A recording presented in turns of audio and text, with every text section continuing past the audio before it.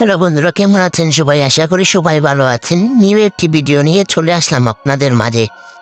আমার হাতে যে ফোনটি দেখতে পাচ্ছেন, রেডমি 10C, ডিসপ্লে এবং ব্যাটারি চেঞ্জ করব। তো ডিসপ্লে ভালো, ব্যাটারিও ভালো, কিন্তু ব্যাটারি চার্জে ব্যাকআপ দেয় না, আর ডিসপ্লে টাচ ফাটা। তাই সম্পূর্ণ চেঞ্জ করার জন্য আমার এলাকার বড় ভাইয়ের জন্য এই ফোনটি নিয়ে আসেন। তো পুরো ভিডিওটি মনোযোগ সহকারে দেখবেন কীভাবে আমি এগুলো ভালোভাবে পরিবর্তন করে দিই।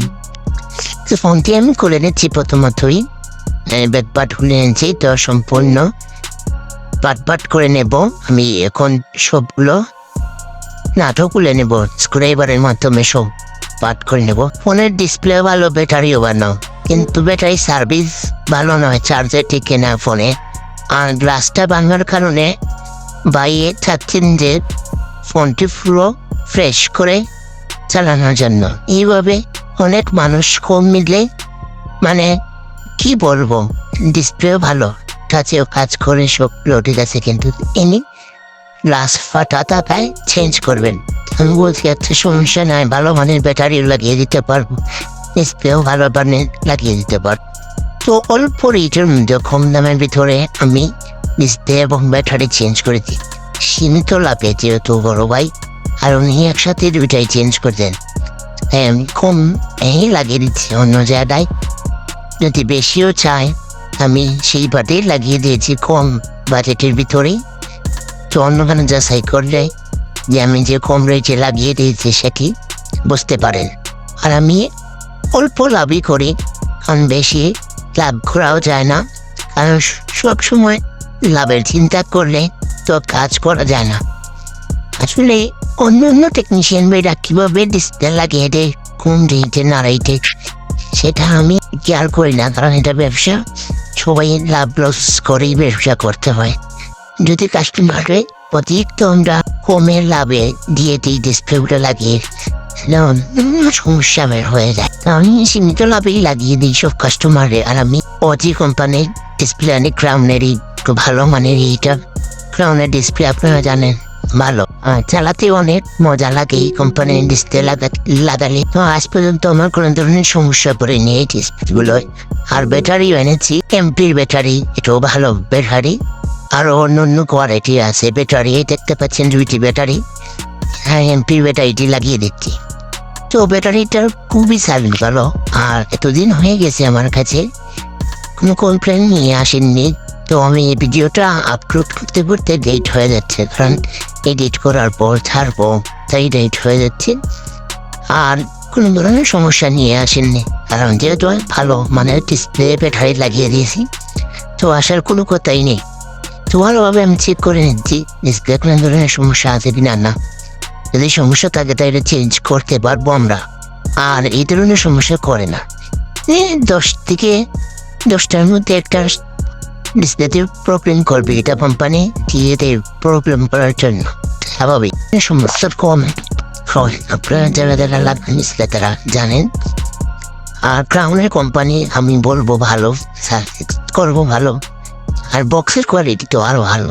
বক্সের কোয়ালিটি একটু ঝামেলা, মানে একটু লাগাতে সমস্যা হয়, যারা পারে না তারা লাগাতে সমস্যা হয়, কারণ বক্সের কোয়ালিটি যে ভালো সবাই লাগিয়ে দিতে পারে না, কারণ বিল করতে পারে না, তাই বিদায় লাগিয়ে দিতে পারে না। অন্য টেকনিশিয়ান ভাইরা বলে একটা লাগিয়ে দিতে পারেন, আমি এটা স্বাভাবিক পেয়েছি, অনেকটাই পেয়েছি আমার সামনেই।